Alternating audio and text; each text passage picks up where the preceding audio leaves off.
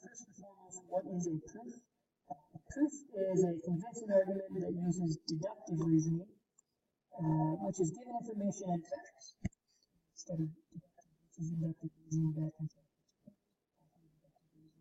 or using given facts and information.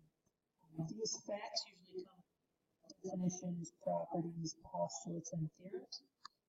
I like to say that proofs are essentially just math's version of a research paper, where you start off showing that you're trying to prove an argument, or here's what I'm trying to research. You then go through several paragraphs laying out your details of why you believe your initial statement, and you write a conclusion statement summarizing everything up. We are going to do the same thing, but we're going to do with mathematical pieces of information. Now, the research paper is actually going to be pretty easy in terms of the math version of our proofs. Is instead of you actually having to provide the details and your sources, I'm going to be going through and I'm going to be providing the details. I'll be essentially writing the paper, and what you'll be having to do is provide the reasons or the bibliography / sources for the statements. Okay. So what we're going to be focusing on in this video is the reasons, or the common reasons used in triangle congruence proof. And as you can see here, I have several reasons listed. The first and foremost is a given. Usually every proof starts off with some given information. Just here's some basic facts that you're going to need to start the proof. The next set of material you can see comes from our 5 triangle congruence theorems. The very bottom part of this is anytime I've ever stated, anytime I look at a proof, automatically know congruent triangles are congruent. So this allows us to say that certain pieces of the triangles that we didn't use in the proof are also congruent. CP/CTC shows up a bunch. A couple other pieces of information. Reflexive. Reflexive means it's equal to itself, kind of like looking in the mirror. Definition of midpoint. Midpoint breaks the segment in half. Bisect cuts a segment in half. Definition of complementary angles and definition of supplementary angles, they go together. We won't see too many of those, but that does in fact come up occasionally. Over here, we have a bunch of angle reasons that could show up. Vertical angles we've seen before. If I have parallel lines, we have corresponding angles are congruent. Alternate interior angles are congruent. Alternate exterior angles are congruent. Same side interior and same side exterior are both supplementary. And then this middle section I wanted to draw a highlight to. Anytime we're dealing with right angles, what happens is if I tell you things are perpendicular, that means 90 degrees. Well, if you have a perpendicular, 2 segments are perpendicular, you have 90 degrees, that means you have a right triangle, and all right angles are congruent. Those may seem like they all fall under one statement altogether, but they're all very, very different, and their individual steps will show up in a proof.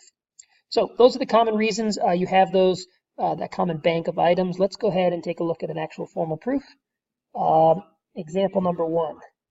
Okay, so just a general layout here. We start off by I give some given, and I ask you. This is like the introductory paragraph of a research paper. Here's some basic, just introductory information, and here's what my paper is going to be about. Going ahead on the left-hand side.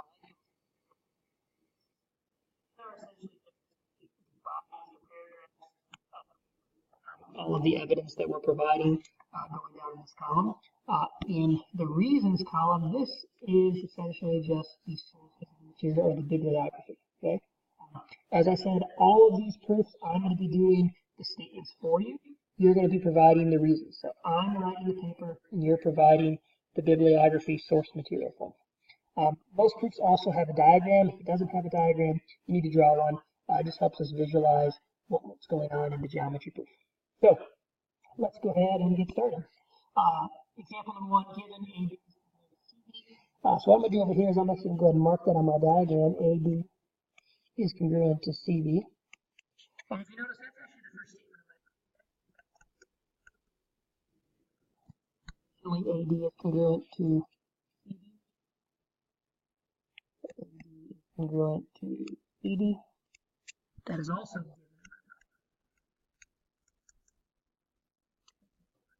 usually proofs start off by the first couple of statements are the given information. We're going to mark them on a diagram if they're not already done.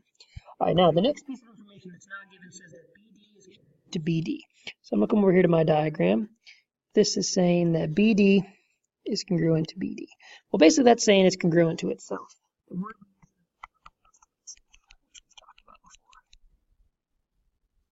Now, that ends the stated information or the body paragraphs of the proof. Now all we need to do is fill in our conclusion, which again is basically what we're trying to prove. Last statement of the proof. So triangle ABD is congruent to triangle CBD. Well, why is that? Well, over here I have two triangles, light blue triangle and the green triangle. Well, how are they congruent? Well, I can see that I have three congruent sides and three congruent sides. So those triangles are congruent by side, side, side. Triangle congruence theorem. And we're done. Body of the essay, research paper written, you're providing the bibliography. Let's take a look at the next one. So given information, RE is congruent to TE and DE is congruent to CE. Mark that. Okay, that's marked. Now what we're going to go ahead and try to do is prove RED. So this triangle is congruent to triangle TEC, which is over there. Well, I have two pieces already given to me, so I'm going to go ahead and fill that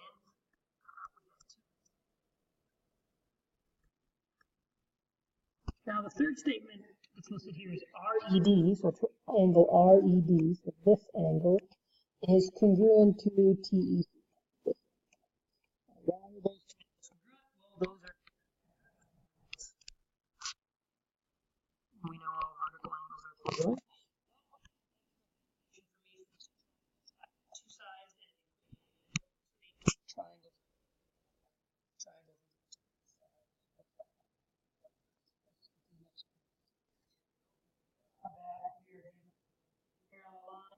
And PS bisects RT. PS bisects RT means that PQ is actually going to be congruent.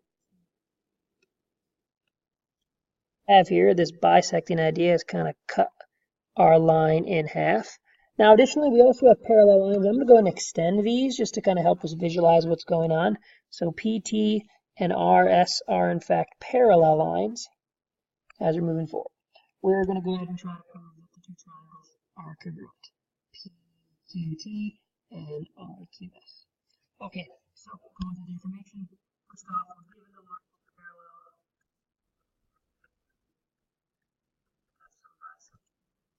Well, as we already stated, we already drew it on our diagram. PQ is as in fact by the definition of bisect. So we see that it bisects. The next logical statement is that, well, they're congruent. We need to go ahead and write that in there.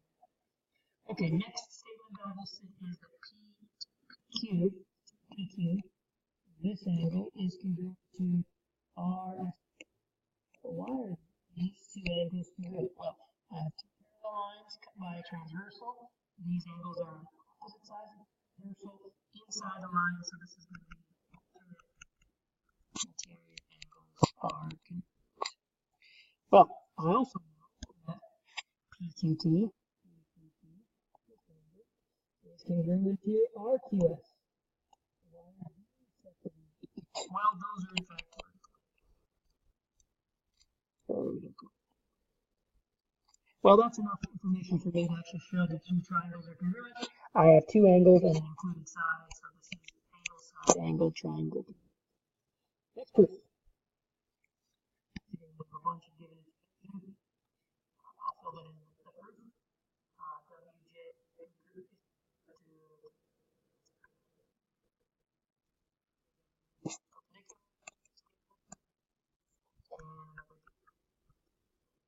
Which is all good. I'm going to mark these on my diagram. WJ is congruent. KZ. Now, what does perpendicular actually mean? Well, perpendicular means that we have right angles. Perpendicular that we have. I'm going to draw those on there. 90 degrees. Now, since I have 90-degree angles, that means I have right triangles. That is in fact right triangles. Right triangles. Again, that may seem like it all flows together in one logical statement, but those are separate ideas. Now, last piece of information I have is that JZ is congruent to itself. That's in fact the reflexive property. And I now have enough information to say that the triangles are congruent.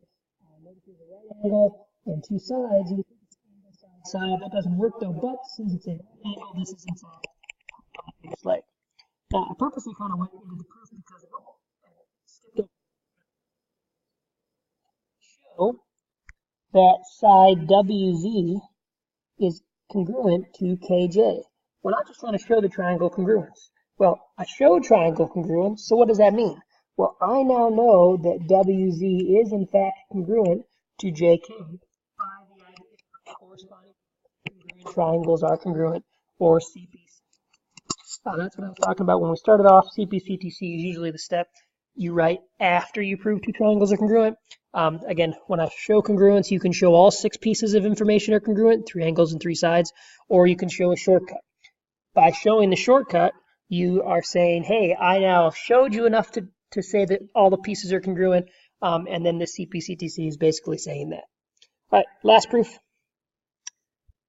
Starting off with our given information, I'll jump into our given information here, and I'll highlight what we're trying to prove. We're given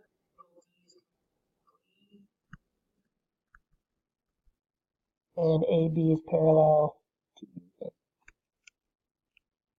So D here is congruent to angle E. And we have 2 sets of parallel lines, BD. Now notice, the next thing I have is that actually this angle is congruent to this angle. That is my corresponding angles. Corresponding angles are congruent. They're in the same spot on 2 sets of parallel lines cut by our transversal. B is the midpoint. That is also a given statement. What does it mean to be the midpoint? Well, what does it mean to be the midpoint is it cuts my segment in half. So this is congruent to this. AB is congruent to BC by definition of midpoint. And we now have enough information to actually say the triangles are congruent. If you notice here, we have 2 angles and a side not included. So angle, side, triangle congruence theorem. Biggest issue, points of confusion that I find students make on these types of problems is just not enough detail.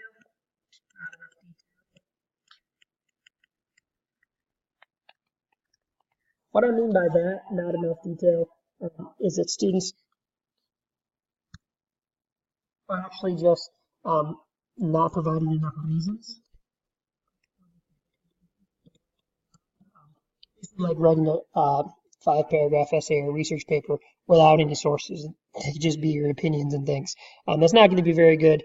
We need to provide reasons for every given statement. Not enough detail. Students either forget or they think they're not thinking logically enough and they're trying to combine steps. So that's the biggest issue for that. All right, thanks.